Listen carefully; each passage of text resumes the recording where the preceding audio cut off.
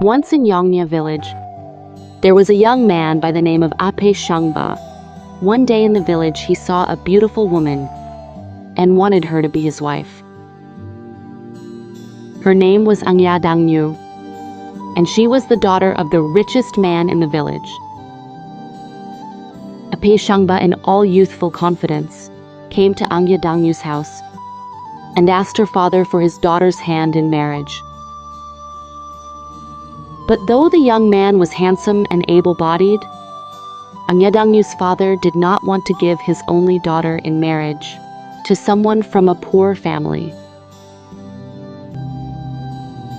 In those days, it was not unusual to set tests and trials for suitors to prove themselves. And so the father decided to set a task for this young man that would be so impossible to complete that the matter would end there. "Bring me a kahang opong tied to a branch of the shock's horns," he told the young man. "And if I should bring you that, what will be my reward?" asked Apeishangba boldly. "My daughter as your wife," the father assured him. "The task is mine to fulfill," Apeishangba said, smiling.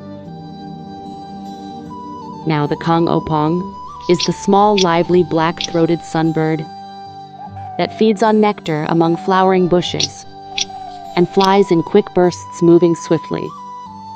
And the shock is a large animal with big, sharp antlers, too wary and wild to be easily caught and controlled. Apeishangba knew that the challenge he had taken up was a daunting one, but he was determined to win a fair Angyadangnyu's hand, and so with no hesitation he entered the jungle, keeping his eyes and ears and all his senses open. Apeishangba soon discovered a tree that oozes a sticky resin from a break in its bark. He cut a neat gash on the tree bark and collected some of the black gum in a bamboo mug. Earlier back in the village, when he inquired how one could catch a black-throated sunbird, a man had told him he would surely find one on a pear tree. Now Apeishangba was unaware that the man had misinformed him, for a black-throated sunbird does not frequent pear trees. And so he went ahead and smeared some of the black glue on a stick, and tied the stick with a twine to a branch on the pear tree, with a prayer in his heart for the bird to land on it.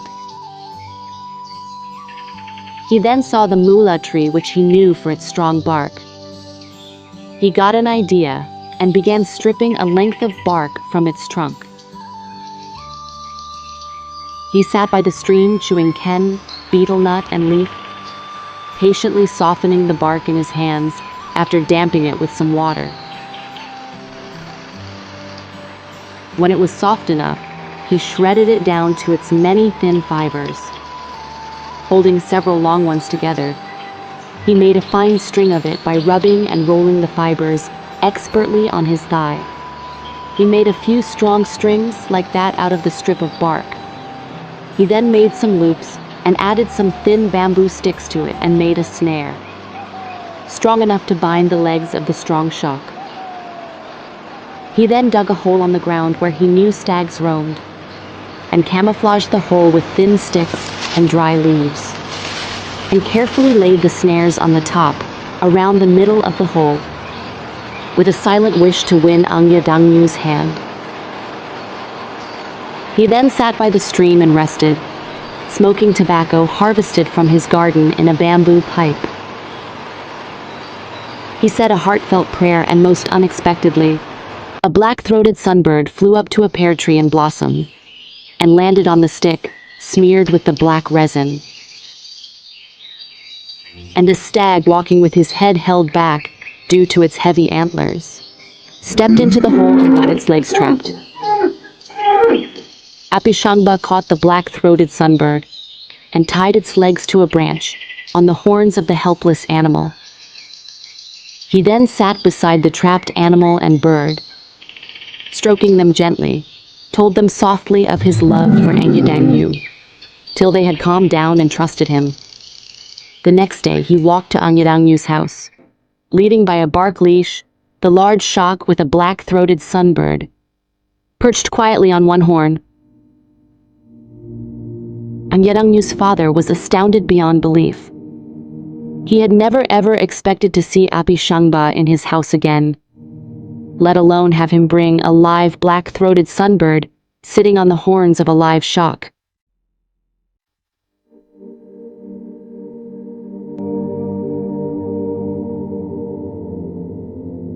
But instead of admiration for the young man, who had fulfilled his task, he could not bear the thought of giving his daughter in marriage to the son of a poor widow. Bring me 60 unblemished pak pu leaves and a basket full of bird liver tomorrow morning, and then you may have my daughter, he hurriedly told Apeishangba. Now everyone knows that it is rare to find an unblemished leaf of the pak pu tree, as a certain tiny bug favors it, nibbling tiny holes in its leaves. Apeishangba roamed the jungle, whistling a melody he had composed for Angyadangnyu, till he could find 60 fresh leaves that bore not a single hole in them. He also smeared the sticky resin he collected earlier on the leaves of bushes. By nightfall, he was soon filling up a basket with the livers of the birds. Carrying the basket, he walked to Angyadangnyu's house the next morning and presented them to her father. Angyadangnyu's father was stunned. How could this young man manage to bring 60 unblemished pakpu leaves and fill up a basket with the livers of small birds in such short a time? But the father did not want this poor man as his son-in-law, so he set him on another task. Bring me a big fish from the river first, he told Apeishangba. And what you bring must still be alive, he continued. And also, what you bring must not be in any water, he added tersely. It appeared impossible that Apeishangba would be able to complete this task. But the young man was determined to win Angyadangnyu's hand, and set his mind on how he could best catch the fishes without killing them. Soon he set about stripping lengths of bark from a weimong tree, and thrashed the bark on a hard rock in the river to soften them. He then wove it together to make a big net, which he then used to catch the fish alive. He secured the net in the river. In the morning, he saw that the net has caught a sizable amount of fish. So he kept the basket held between rocks inside the water to keep the fish alive. Now it just so happened that the previous evening, he had plucked some leaves from some bushes nearby and bundled them up to make a tight stopper for the bamboo mouth, to steam some small fish in a bamboo hollow to have for dinner. When it was blackened nicely all around, he took it out to eat its contents. Imagine his surprise when he found the small fish still alive, jumping about among the cooked rice and cooked shreds of bamboo shoots and chilies. People say this is how Apeishangba discovered the magical life-giving leaves. So in the morning, he gathered as many of these leaves as he could find, and stuffing them inside the basket with not just the biggest fish, but with all that he had caught to Angyadangnyu's house. Her father was shocked when Apeishangba presented him with the fish, all clearly alive, wiggling and jumping about among green leaves. But the father's heart only hardened, and with a grim face, he set another task for the poor young man to do. This time, Apeishangba was handed a small piece of metal. Take this, he was instructed. Cut down a vup with it, and then you may have my daughter as your wife. Now this piece of metal, the pecha which Apeishangba received, is that part of a dao which is inserted into the slit of the wooden dao handle. It is useless as a cutting implement. But the young man smiled confidently, and he spent some time sharpening one end of the pecha, and then made an incision around the base of the tree trunk. Then he wedged the pecha into the incision. and using a large wooden block began hammering it, driving it into the tree trunk. And so on and on in this way he swung the wooden block up and down, again and again, and he worked his muscles without stopping. Soon the tree began to sway and creak. After a few more times, down came the tree to the forest floor with a loud resounding sound. Angyadangnyu's father was stunned that Apeishangba could bring down a strong tree, using the peka to cut, but he just could not come around to acknowledging the strength and perseverance of the young man. Instead, the father thought up another task for the poor man to do, so impossible that he felt sure this one would bring the matter to an end. "Bring me a whole hive of the hornet's nest," he told Apeishangba. "There must not be even a tiny piece of it broken off." Apeishangba knew that trying to get hold of an unbroken hive of the hornets meant certain death, for the sting of the small bee is lethal, and even a single bite can prove fatal. A swarm of hornets will also chase down anybody who disturbs their hive, even up to the distance of 1 kilometer or 2. Once a man had jumped into the river to escape the bees, but the swarm had hovered over the water, and when at last the man could not hold his breath any longer and had come up for air, they had then attacked him. But Apeishangba only smiled. After giving it some thought, he first made many long spikes out of the hard bamboo and smoked these over the fire to strengthen them. He then hammered the spikes into the tree where the hive was, through a bamboo pole, and in this way could make a strong ladder and climb the tree. He carefully surveyed the hive and the branches around it, and satisfied, climbed down. He had by now collected quite a bit of sticky resin in several bamboo cups. He took all this gum and smeared it liberally on the outside of a large grain basket that was tightly woven. He then climbed the tall tree again, carefully carrying the basket, attached to a strong bamboo twine. When he reached the beehive, using a stick he gently poked the hive. The bees buzzed out angrily, but he quickly crouched under the basket, making himself invisible to the swarm. The bees flew at the basket and got stuck, becoming harmless. Once he was sure no bees were left, Apeishangba emerged and saw that all the bees were stuck in the basket smeared with the sticky resin. Carefully, he removed the hive from the tree and placed it in another basket and brought the hive to Angyadangnyu's house. Now, her father was dumbfounded when presented with a whole hornet's nest, with not a bit of it broken off and not a spot of bee sting on Apeishangba's body. But the old man pitilessly declared the last task for Apeishangba to accomplish. "Bring me the chick of the hornbill," he said. Now anyone attempting this would be taking a deadly risk, because the hornbill had built its nest in a hole in the middle of the vertical cliff at the edge of the village. Apeishangba thought hard about this task. He first roamed the jungle and collected long lengths of the shakok vu, the jungle vine. Next he made a basket out of strong cane.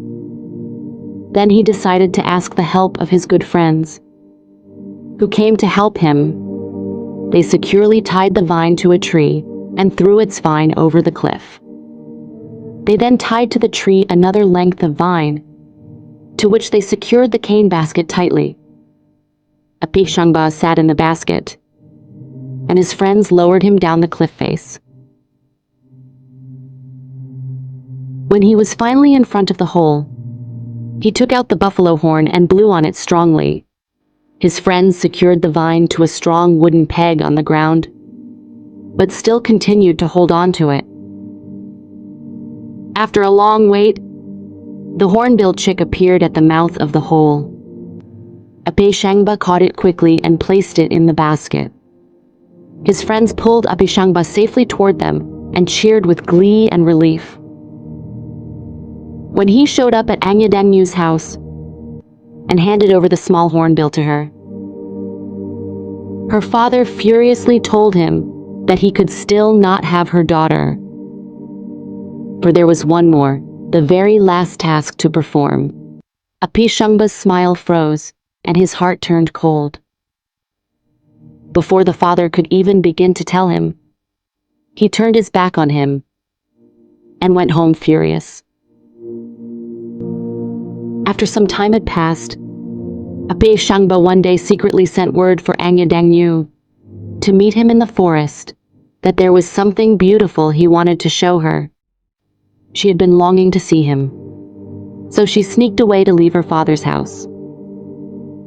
Apeishangba was smiling and held her hand gently as he led her deep into the forest.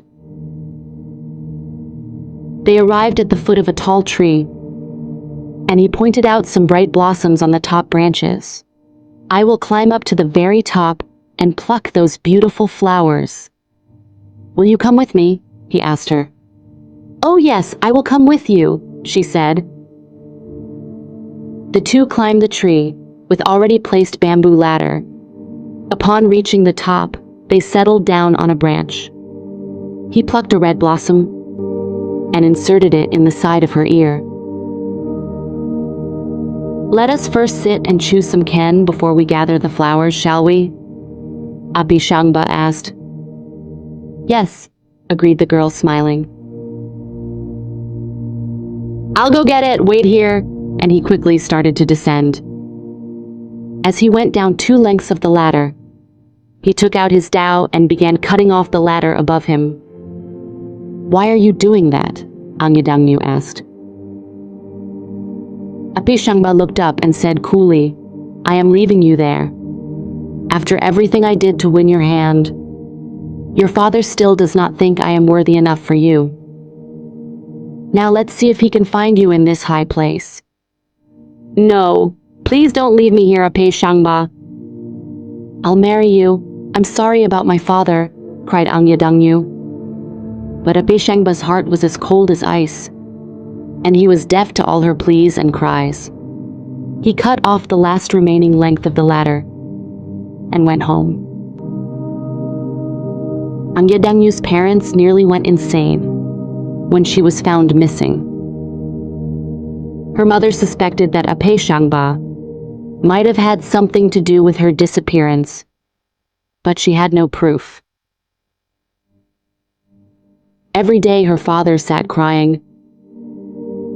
Her mother sent out search party after search party to look for her, but their daughter just could not be found. Then one day, her mother was drawn to wander deeper into the forest, foraging for food.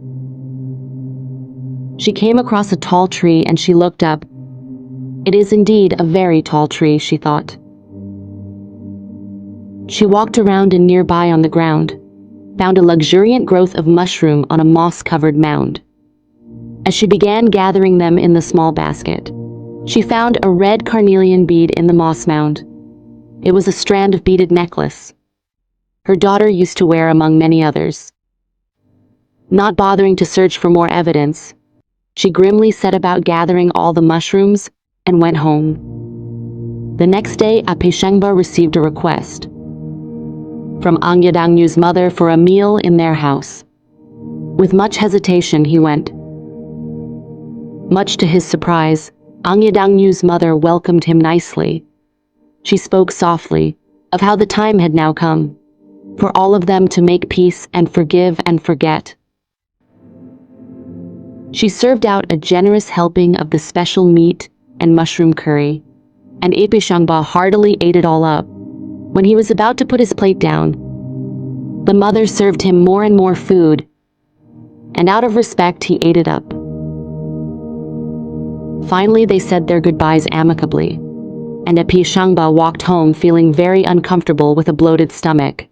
But his heart started to melt, thinking of Angyadangnyu, and he shed tears, remembering everything that had happened. As soon as he stepped into his kitchen, An intense pain racked through his body, and his stomach began to bloat up even more.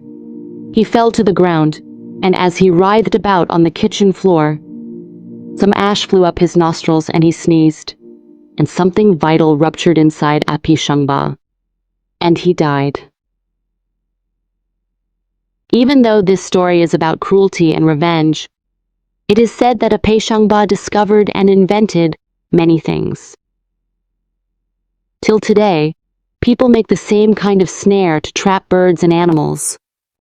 People now know which tree bark to extract strong fibers from, to make a shang or a net to catch fish. They also know from which tree to collect the sticky black resin or ni from, and how to make the han or the bamboo ladder to climb tall trees. They now employ the use of a wedge to efficiently cut hardwood trees, and still use jungle vine in many different ways.